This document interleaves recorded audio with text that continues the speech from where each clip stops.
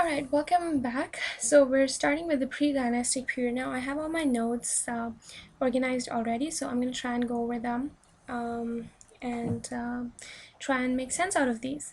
So the pre-dynastic period, we already mentioned, runs from c. 4000 to 3000 BC.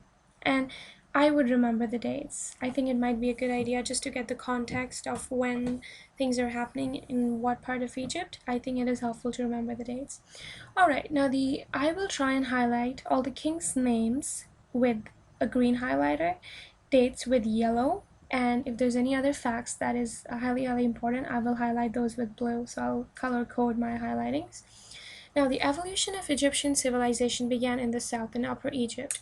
So that's a fact that you should remember, that it started in the south in Upper Egypt.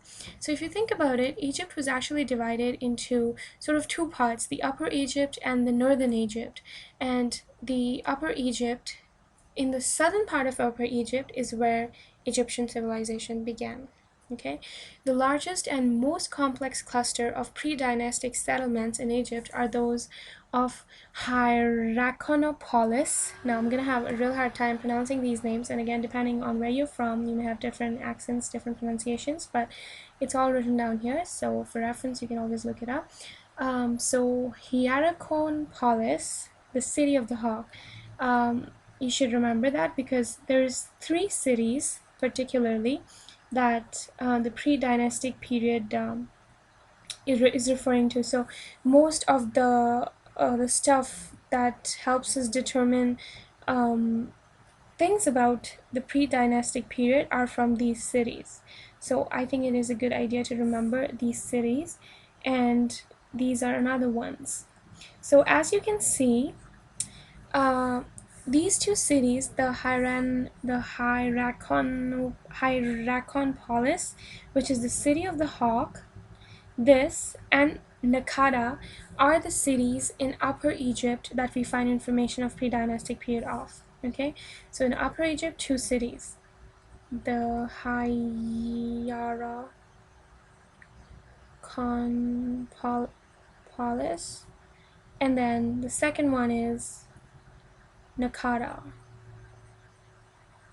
Okay, and then as you will see later on, there's cities from northern parts of Upper Egypt too, right here, and then we'll talk about those ones. So let's talk about Hierakonpolis and Nakada.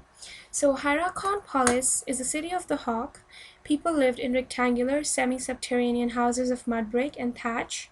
They worshipped in small wooden shrines, so that tells us they had some form of worshipping involved, so that's good to know. They made and distributed several kinds of pottery, so pottery was a feature. They hunted, herded, fished, and farmed. So they did stuff, right? They socialized. They had all kinds of, they were involved in hunting, they were involved in herding. So, they were involved, they knew how to deal with animals. They buried dead in rock and mud brick tombs of a size and content to reflect the social power and status of the individual. So depending on which class of society you belong to, you would have a different tomb. So if you belong to a rich class of richer class, then your tomb would be decorative. You would have more things in your tomb to help you in your next life, and so on. So there was this social distinction between people. Then the important thing to remember about this city is the Narmer palette.